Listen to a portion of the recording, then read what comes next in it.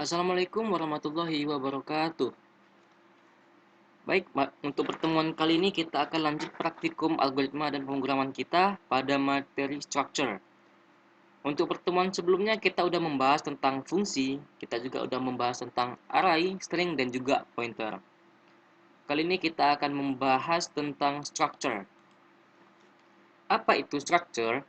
Structure atau struktur adalah kumpulan atau kelompok elemen-elemen data yang digabungkan menjadi satu kesatuan.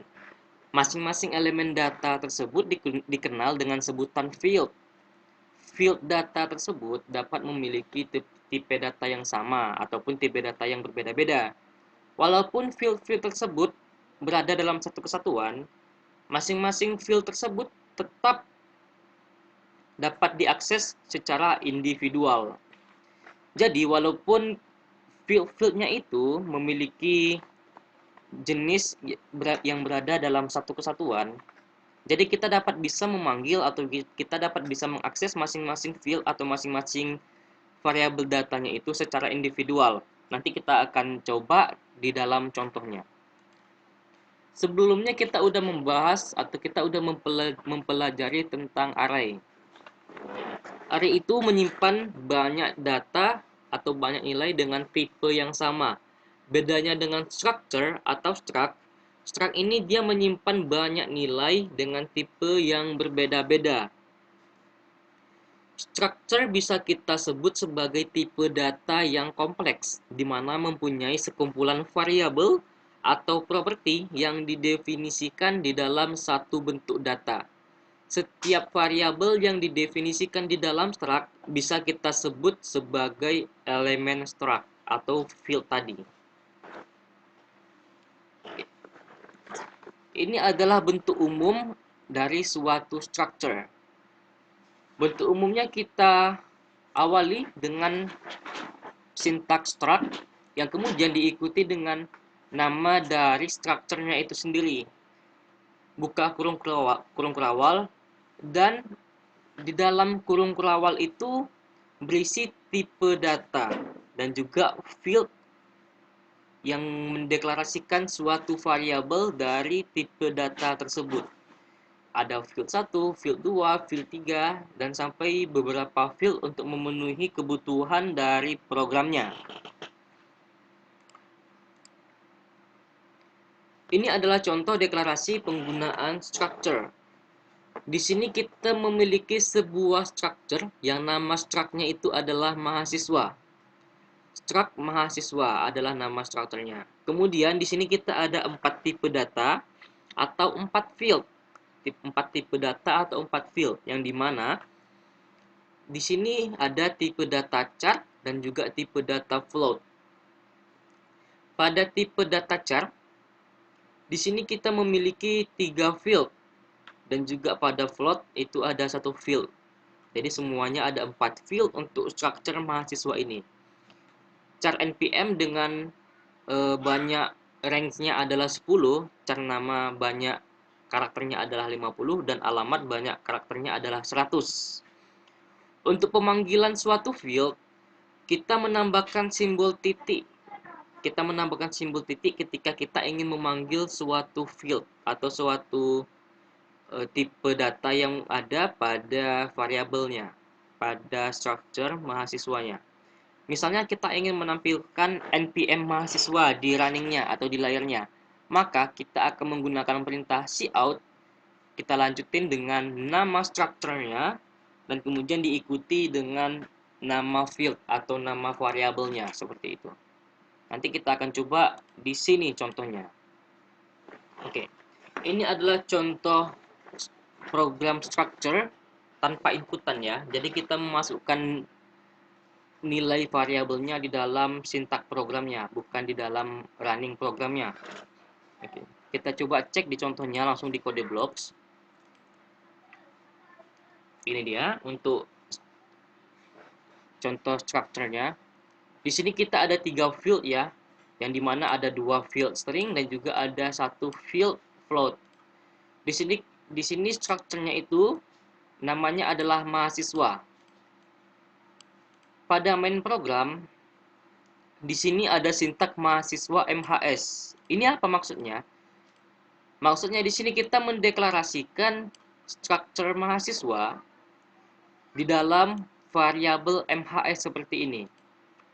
Jadi ketika kita memanggil struktur mahasiswa, kita tidak lagi mengetikkan mahasiswanya, tetapi kita mengetikkan MHS-nya saja karena kita udah mendeklarasikan struktur mahasiswa ini ke dalam variabel MHS seperti itu. Oke, ini contohnya ya. Di sini ada MHS, kita tambahkan simbol titik diikuti dengan variabelnya atau field-nya. Nama struct titik nama field atau variabel. Kemudian di sini isi atau nilai dari variabel string ini adalah Veronica Guil. Begitu juga dengan jurusan dan juga IPK. Untuk jurusan itu nilai isinya adalah Teknik Informatika dan IPK adalah 3,12. Nah, untuk tiga field ini atau tiga tipe data ini, tiga variabel ini kita akan panggil ke dalam programnya. Kita akan tampilkan di dalam layarnya. Seperti ini untuk perintah menampilkannya. Perintah cout, kita menampilkan nama, kemudian kita memanggil structure yang diikuti dengan nama variabelnya. Jadi untuk MHS nama, MHS jurusan, dan MHS IPK itu sama perintahnya dengan ketika kita memasukkannya, ketika kita akan menginputkannya seperti itu. Kemudian kita coba untuk running programnya. Oke, ini dia adalah tampilan running programnya, yang dimana dia akan menampilkan kembali nama jurusan IPK yang ada pada kode blocks-nya, yang udah kita masukkan dalam kode blocks-nya. Ketika kita ubah ini, maka dia akan menampilkan apa yang udah kita ubah itu. Ini adalah untuk pemanggilan structure tanpa inputan. Kemudian kita lanjut. Di sini kita akan mencoba untuk contoh structure dengan inputnya. Untuk contohnya ini kita menggunakan kasus yang sama dengan yang ini, hanya saja kita menambahkannya sebagai inputan. Oke, kita coba untuk programnya itu seperti ini, structure input. Oke, di sini kita menggunakan struct-nya sama ya, structure mahasiswa dengan namanya, nama struct-nya adalah mahasiswa. Kita masih menggunakan variable string dan juga float dengan 3 field ya. Mahasiswa variabelnya adalah MHS, dan kemudian kita menginputnya, kita menginput namanya. Kita menginput nama, input jurusan, dan juga input IPK-nya. Kita tidak lagi menampilkan apa yang sudah ada di sintaknya, tapi kita menginputkannya ketika program sudah berjalan. Karena kita menggunakan string, untuk perintah input string, menggunakan getLine, sin, kemudian diikuti dengan nama struct, dilanjutkan dengan nama variabel. Ini adalah perintah sin untuk melakukan input dengan variabel string. Sebenarnya bisa perintahnya seperti ini. Kita coba cout, misalkan nama, kemudian dia akan menampilkan sin seperti ini, mhs.nama. Sebenarnya kalau untuk string yang seperti ini tetap jalan, tetapi ketika kita menginputkan dua kata yang mengandung spasi, dia akan melewati inputan berikutnya. Misalkan seperti ini. Misalkan kita input nama kita ini ada dua kata, yang artinya itu harus dipisah dengan spasi. Nah, ketika kita enter, dia akan melewati inputan jurusan, maka langsung ke inputan IPK seperti itu. Jadi kita gunakan perintah ini agar kita bisa menginput nama dan juga jurusan yang mengandung spasi. Untuk perintahnya sama yang udah dibahas tadi, kita menggunakan nama struct ditambah dengan simbol titik, kemudian diikuti dengan nama field. Untuk di bawahnya ini sama untuk pemanggilannya. Jadi kalau kita coba running, build and run ya. Oke, di sini kita akan masukkan nama Hamid. jurusan Teknik Informatika, IPK-nya 3,03 seperti ini. Nah, dia akan memanggil lagi apa yang udah kita isi, variabelnya yang udah kita nilai ke dalam field-nya. Nah, itu dia untuk contoh inputan pada structure. Ini untuk variabel string ya.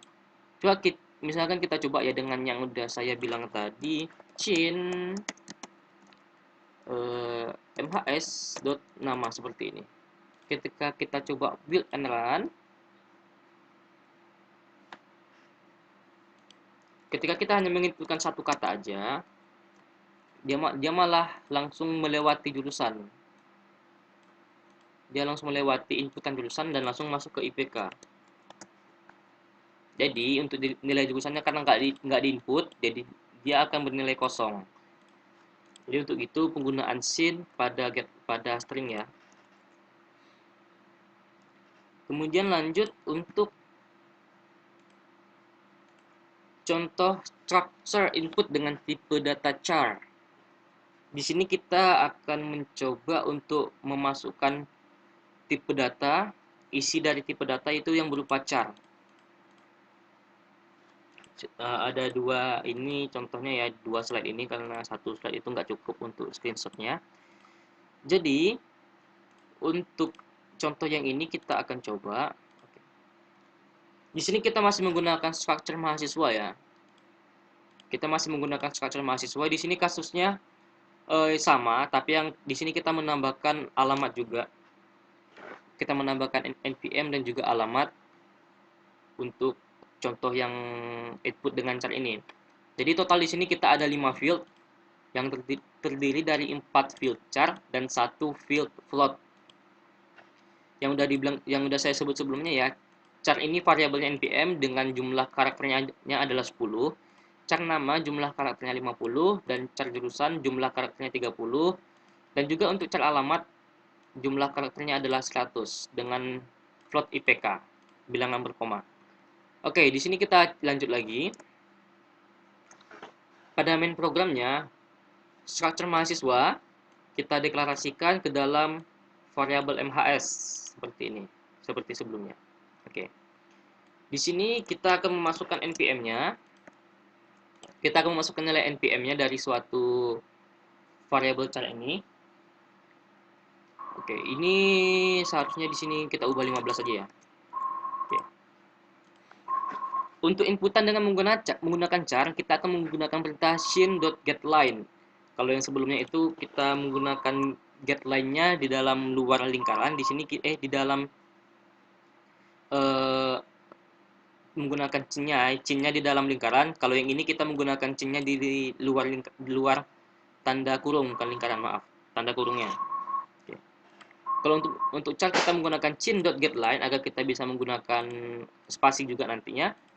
mhs.npm nama structure ditambahkan dengan titik dan juga diikuti dengan field char. 15 ini adalah banyaknya karakter yang ada pada char itu sendiri. Kemudian kita cek untuk variabel nama, sama untuk nama chin.getLine mhs titik nama 50 karakter panjangnya. Begitu juga dengan jurusan dan juga alamat. Untuk floatnya itu, float IPK itu seperti biasa aja ya. Chin mhs titik IPK seperti biasa. Oke. Di sini kita akan menampilkan semuanya yang udah kita input tadi ke dalam data structure mahasiswa. Oke, kita coba running.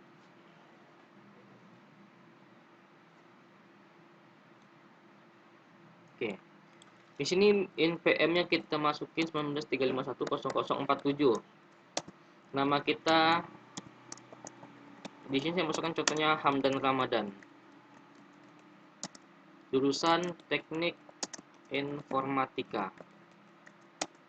Alamatnya Jalan Merpati. Hamdan IPK-nya 3,5 aja. Kita enter. Maka dia akan menampilkan kembali yang data-data structure-nya yang udah kita input tadi. 10047, Hamdan Ramadan, Teknik Informatika, Jalan Merpati, dan IPK-nya 3,5. Ini contoh tentang strukturnya. Dan untuk contoh-contoh lainnya teman-teman bisa kembangin aja, mungkin teman-teman ada pengen bikin contoh lain tentang structure yang menggunakan variabel integer atau mungkin variabel lainnya, bisa dicoba aja, dikembangin sendiri untuk contoh-contoh dari strukturnya ini sendiri.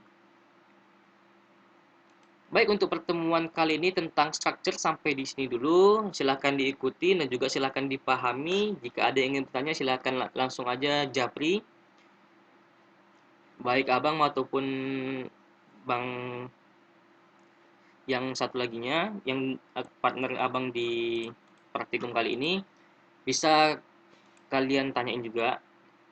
Baik, untuk pertemuan kali ini sampai di sini dulu ya. Terima kasih buat kalian yang udah nonton video ini.